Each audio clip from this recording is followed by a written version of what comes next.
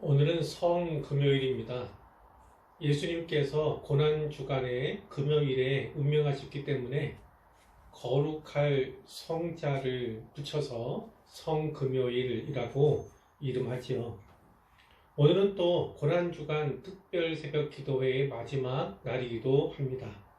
이제까지 함께 새벽을 깨우신 모든 분들을 축복하고요.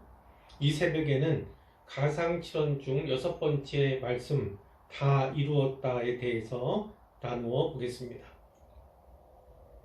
어제 새벽에 설교했던 요한복음 19장 28절부터 시작을 합니다. 예수님께서 내가 목마르다 이렇게 말씀하셨을 때에 그 아래에 있던 사람 가운데 누가 신 포도주를 예수님께 드리죠. 거기 신 포도주가 가득히 담긴 그릇이 있는지라 이것으로 보아서 포도주라고 해도 이 신 포도주는 값싼 포도주였음에 틀림이 없어요. 사람들이 이 신 포도주를 적신 해면을 우슬초에 매어 예수의 입에 대었다 이렇게 돼 있죠. 어제 말씀드렸다시피 우슬초는 출애굽 당시에 어린 양의 피를 문설주에 바를 때 사용이 되었습니다. 그래서 여기서 그 우슬초가 예수님이 6월절 어린 양으로 죽으셨음을 보여주는 장치다. 물론 그것은 자연적으로 그런 것입니다. 일부러 그런 것이 아니고요. 예수님께서 신포도주를 받으신 후에 이제 마지막으로 말씀하시는데 다 이루었다. 제가 마지막으로 말씀드리는 건 요한복음에서 마지막이에요. 전통적으로 가상칠언이 이제 4개 복음서에 조금씩 다르게 나옵니다. 그래서 그 시간적인 순서를 배열한 것인데 그 전통적인 관념에서는 6번째, 그러나 요한복음에서는 이 말씀이 마지막이다 이렇게 이해를 하시면 되겠어요. 다 이루었다 하시고 머리를 숙이니 영혼이 떠나가시니라 이렇게 되어 있습니다.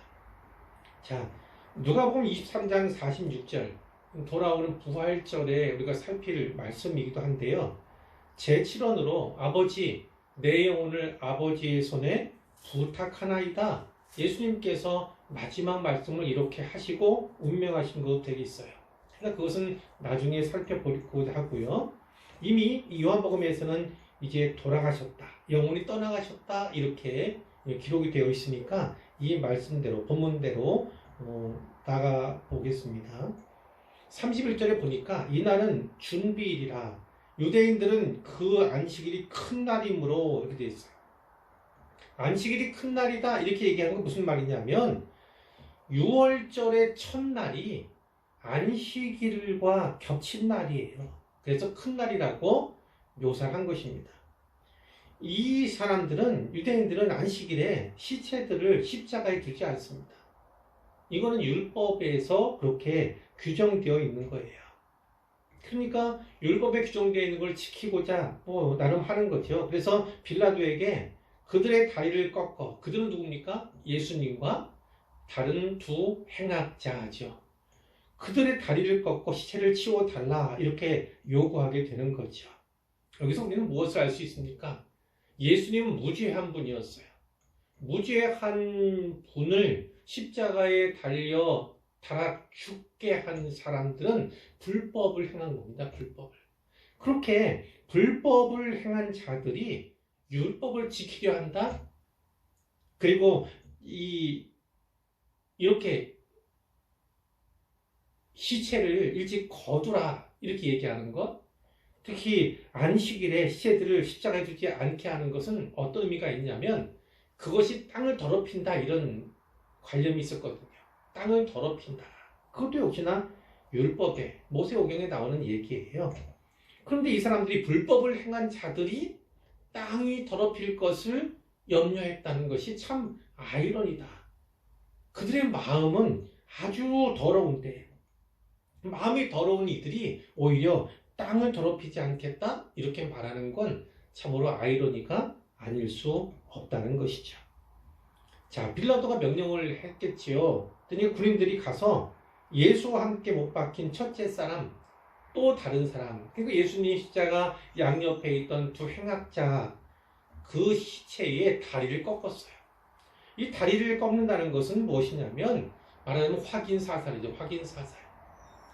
겨우겨우 목숨이 부지되고 있는데 유지되고 있는 상황에서 다리를 꺾으면 곧 죽게 됩니다. 혹은 죽었는지 살았는지 확인할 때 다리를 꺾지요. 그 고통 때문에 소리를 낼 수밖에 없으니까요. 그런데 예수님께 이르러서는 이미 죽으신 것을 보고 다리를 꺾지 아니했다 이렇게 되어 있습니다. 예수님은 이미 죽으셨어요. 이미 운명하신 것이 분명하게 확인되기 때문에 굳이 다리를 꺾으려고 하지 않았다는 것입니다. 그 중에 한 군인이 창으로 옆구리를 찔렀어요. 옆구리를 찔렀더니 피와 물이, 예수님 옆구리에서 피와 물이 다 쏟아졌다 이런 것이죠. 예수님 쏟으신 이 물과 피 어떤 의미가 있습니까? 그것은 우리에게 생명이에요. 우리에게 주시는 생명이라고 볼 수가 있어요. 그리고 우리를 정결하게 하는 샘 이렇게도 이야기할 수 있습니다. 그리고 또 하나 약속하신 성령에 대한 보증이다 이렇게도 또 말씀을 드릴 수 있겠어요. 요한복음 7장 38절에 나를 믿는 자는 성경의 이름과 같이 그 배에서 생수의 강이 흘러나오리라. 나를 믿는 자는 그 배에서 생수의 강이 흘러나오리라. 바로 그것입니다. 근데 그 다음 절에 해석되고 있잖아요. 이는 그를 믿는 자들이 받을 성령을 가리켜 말씀하신 것이라. 이렇게 하고 있습니다. 그러니까 믿는 자들이 받을 성령, 그것에 대한 보증이 되었다는 것입니다. 예수님 옆구리에서 이 피가, 물이 쏟아졌지 않습니까? 그런데 그 은혜로 말미암아 각자 믿는 자들에게는 배에서 생수의 강이 흐르게 된다는 거예요. 그런데 그 생수의 강이라는 건 곧 뭡니까? 믿는 자들이 받을 성령. 그러니까 그것이 예수님의 흘리신 물과 피, 그리고 성령과 또 내주하시는 성령의 역사와 밀접한 관련이 있다. 그것을 우리가 볼 수가 있고, 그렇기 때문에 한 군인이 창으로 예수님의 옆구리를 찔렀어요. 시체의 옆구리를 찔렀지 않습니까? 그 창은 예수님이 주시는 생명을 드러내는, 흘려보내는 그런 도구가 되었다. 이렇게 볼 수가 있는 것이죠. 35절에 보니까 이를 본 자가 증언하였으니 이 그 증언이 참이라. 이를 본 자가 누굽니까? 바로 이 복음서를 기록한 사도 요한 자신이에요. 전에도 자기 자신을 요한 이렇게 얘기하지 않고 사랑하는 자, 사랑하는 제자 이렇게 얘기하지 않습니까? 그렇게 숨긴 제3자인 것처럼 감췄는데 여기서 이를 본 자가 증언했다? 자기가 십자가 곁에 있었잖아요. 제자 가운데 유일하게 혼자 있었잖아요. 그 일을 본 자는 사도 요한 자신이라는 거예요. 자기가 증언하는 거예요. 자기가 확인했다. 그리고 분명히 기록함으로 말미암아 너희도 믿게 하려 합니다. 믿게 하기 위해서 기록했다. 이렇게 된 거죠.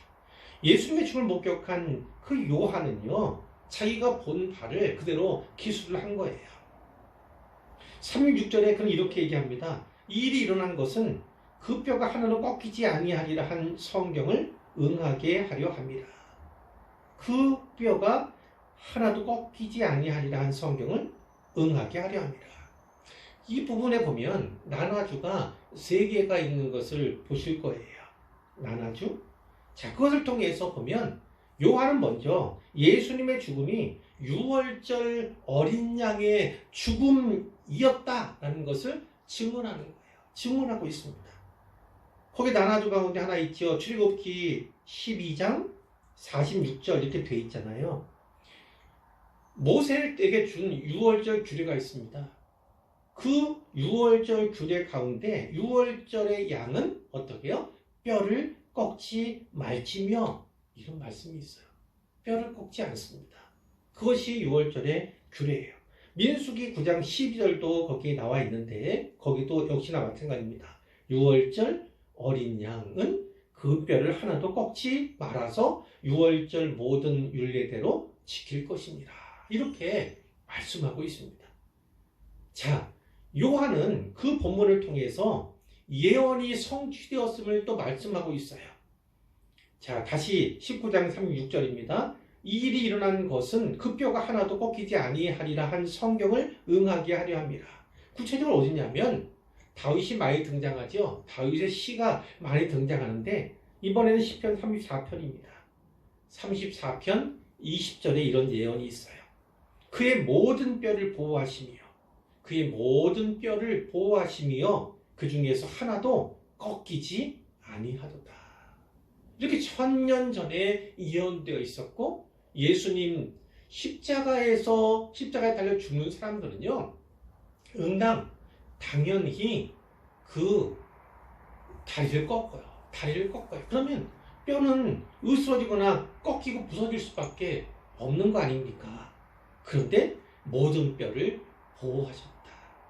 그리고 하나도 꺾이지 아니하셨음을, 그 예언이 이루어졌음을 분명하게 이야기하는 거예요.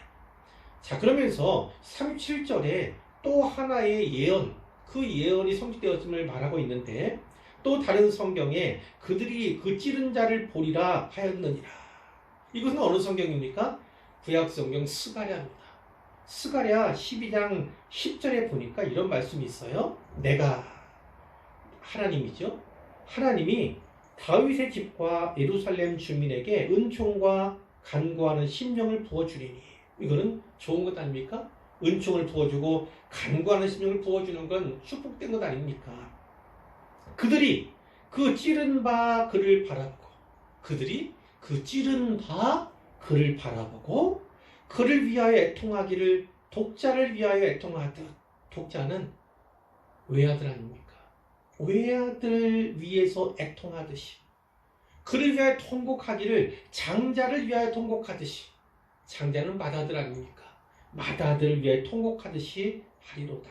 이런 예언의 말씀이 있는데 그 말씀이 이루어졌다고 이야기하고 있는 것입니다. 자, 이제 가상실현의 6번째 말씀, 다 이루었다에 대해서 좀 더 묵상해 보도록 할 텐데요. 첫 번째, 그 말씀 그대로 다 이루었다는 것은 무엇을 다 이루었다는 겁니까? 예수님께서 이 땅에 오신 목적, 구체적으로는 성육신하신 목적, 그 목적을, 그 소명을 다 이루셨다. 이런 말씀이지요. 예수님께서는 요한복음 10장 17절 18절에서 자기가 당할 죽음에 대해서 이렇게 말씀하신 바가 있어요. 내가 내 목숨을 버리는 것은 그것을 내가 다시 얻기 위함이니. 그럼 그것이 뭡니까? 목숨을 버리는 것은 목숨을 내가 다시 얻기 위함이다. 이렇게 말씀하셨고, 이로 말미암아 아버지께서 나를 사랑하시느니라. 물론 하나님 아버지와 독생자 예수 그리스도의 관계라는 것이 너무나 사랑하는 특별한 관계 아니겠습니까만, 특별히 목숨을 버리듯이 하나님 아버지께서 주신 소명, 그 소명에 충성되어야 하는 것, 그것이 더 큰 사랑의 재료가 된다. 이렇게 말씀하는 거예요. 이를 내게서 빼앗는 자가 있는 것이 아니라 내가 스스로 버리노라. 누가 내 목숨을 빼앗는 것이 아니라 내가 스스로 내 목숨을 버린다. 나는 버릴 권세도 있고 다시 얻을 권세도 있으니 이 계명은 내 아버지에게서 받았노라. 이렇게 말씀하고 있습니다. 자, 어떤 말씀입니까? 모든 것의 계획, 그리고 예수님을 이 땅에 보내신 그 하나님의 뜻, 그것이 있었기 때문에 예수님이 이 땅에 오셨다는 거죠. 하나님께서 계획하신 일이에요. 아들을 십자가에 달려 죽게 하신 건 하나님의 뜻이 거기에 있었다는 것입니다. 그것은 곧 우리를 위한 뜻이죠. 우리에 대한 사랑을 확증하고자 하는 하나님의 뜻이 있었는데, 하나님은 그렇게 계획하셨고 예수님께서는 그 명령, 그 뜻을 순순히 받아서 순종하셨다. 십자가에서 죽으셨다는 것입니다. 예수님이 이 땅에 오신 목적, 성육신하신 목적 중에 마지막, 그것이 무엇입니까? 십자가에서 죽는 거예요. 그것을 이루셨다고 이제 말씀하시는 것이죠. 두 번째는 이렇게 소제목을 붙였으면 좋겠어요. 앞에는 다 이루셨다는 거죠. 지금은 다 이루심으로 다 이루어졌다. 이런 그 소제목을 붙이고 싶어요. 우리 신앙은요, 이사야가 노래했던, 예언했던 그 고난받는 종에 대한 메시지가 있지 않습니까? 특별히 이사야 53장이 그렇죠. 그 고난받는 종, 즉 메시아, 그리스도에 대한 예언으로 우리는 붙잡았다고요. 우리는 받았다는 거죠. 그 앞은 이렇잖아요. 우리가 전한 것을 누가 믿었느냐? 여호와의 팔이 누구에게 나타났느냐? 그는 주 앞에서 자라나기를 연한 순 같고 마른 땅에서 나온 뿌리 같아서 고운 모양도 없고 풍채도 없은즉 우리가 보기에 흠모할 만한 아름다운 것이 없도다. 그는 멸시를 받아 사람들에게 버림받았으며 간고를 많이 겪었으며 질고를 아는 자라. 마치 사람들이 그에게서 얼굴을 가리는 것 같이 멸시를 당하였고 우리도 그를 귀히 여기지 아니하였도다. 그는 실로 우리의 질고를 지고 우리의 슬픔을 당하였거늘 우리는 생각하기를 그는 징벌을 받아 하나님께 맞으며 고난을 당한다 하였노라. 그 다음에 말씀은 뭔지 아시죠? 벌써 두 번이나 말씀드렸어요. 그가 찔림은 우리의 허물 때문이요 그가 상함은 우리의 죄악 때문이라. 그가 징계를 받음으로 우리는 평화를 누리고 그가 채찍에 맞음으로 우리는 나음을 받았도다. 바로 그 말씀입니다. 사도행전 8장에 보면 빌립 집사 이렇게 얘기하는데 그 빌립이 에티오피아에서 온 내시죠. 높은 벼슬아치입니다. 이 내시에게 이사야 53장의 고난받는 종에 대한 그런 메시지를 해석해 줍니다. 풀어주는데 어떻게 풉니까? 바로 예수 그리스도로 푸는 거예요. 그것이 또 마땅한 것이고요. 그리고 이 고난받는 종에 대한 예언, 이 메시지는 예수님에 의해서 완성이 된 것이죠. 완성이 됩니다.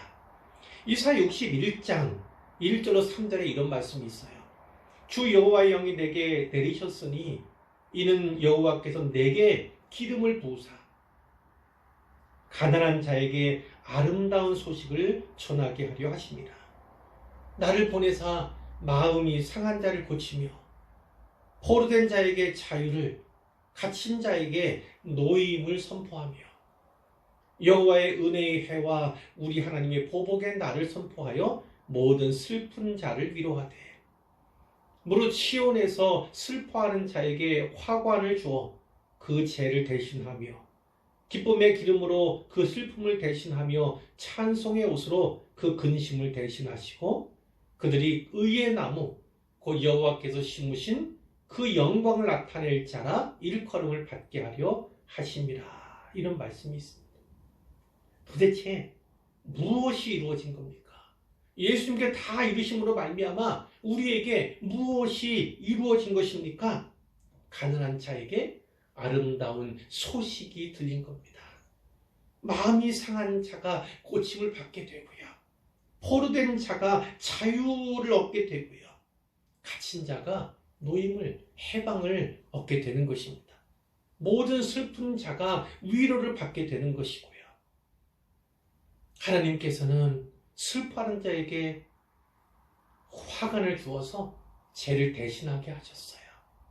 또 슬픔 대신에 기쁨의 기름을, 또 근심 대신에 찬송의 옷을 주셨어요.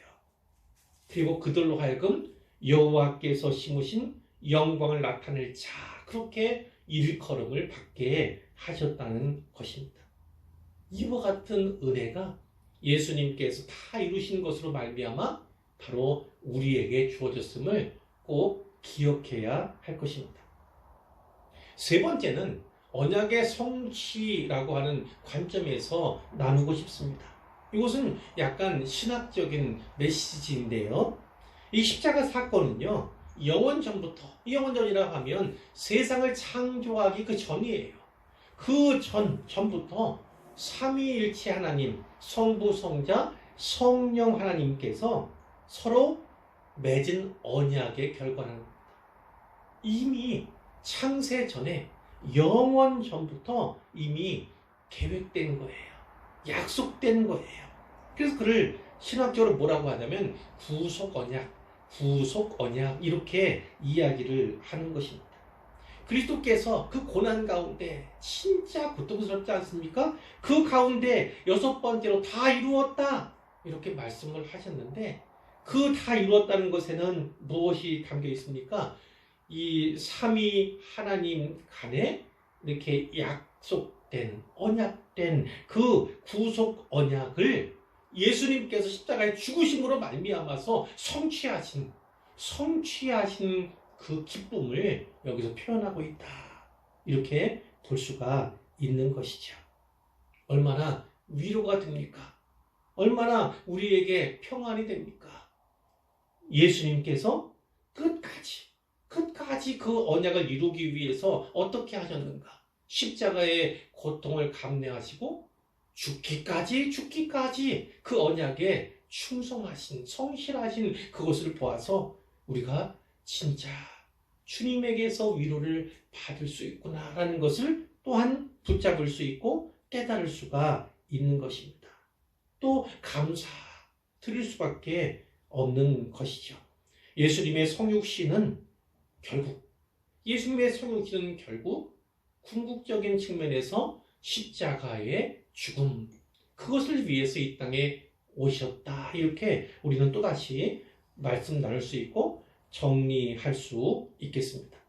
자, 그렇기 때문에 신자요 성도요 그리스도인 된 우리는요 삶 속에서 많은 고난을 당하지 않습니까? 인생에 고난 없는 인생이 어디 있습니까만 그리스도인이기 때문에 받는 고난도 분명히 구별되어 있습니다. 그러나 어떤 고난이든 이 고난이 끝이 아니다. 고난이 다가 아니다. 라는 것을 우리는 꼭 깨달을 수 있어요. 그렇기 때문에 고난 가운데 설령 넘어진다 할지라도 쓰러진다 할지라도요 무너지지 않고 포기하지 않을 수 있는 근거가 여기에 있다는 것입니다. 때로는 고통 가운데서 눈물을 흘리고 괴로워할 수 있지 않습니까? 그러나 소망 없는 자처럼 절망에까지 이를 필요가 전혀 없다. 그런 이유가 어디에 있습니까?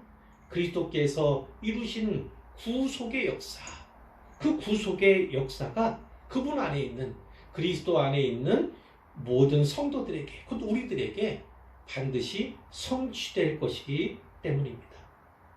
이 소망 가운데서 우리는 고백할 수 있어요. 어떤 고백을 할 수 있을까요? 제7원 마지막 말씀이 뭐라고 했죠? 아버지, 내 영혼을 아버지 손에 부탁하나이다. 주님께서 십자가에서 운명하시면서 마지막으로 하신 이 말씀과 같이 우리도 역시 주님, 제 영혼을 주님께 맡깁니다.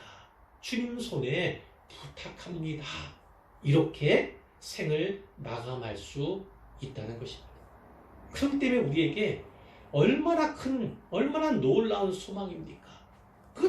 끝까지 우리의 영혼을 맡아주실 그분, 주님께서 하나님께 위탁하신 것처럼 우리도 우리의 영혼을 최종적으로 위탁할 수 있는 분이 계시다는 사실이 얼마나 위로가 됩니까? 아무리 어렵고 힘든 그런 상황이라 할지라도 우리는 결코 포기할 수 없는 그러한 참된 위로 그리고 능력, 힘을 가진 존재들임을 꼭 기억하시고 끝까지 견디며 인내하시기를 주님의 이름으로 부탁합니다.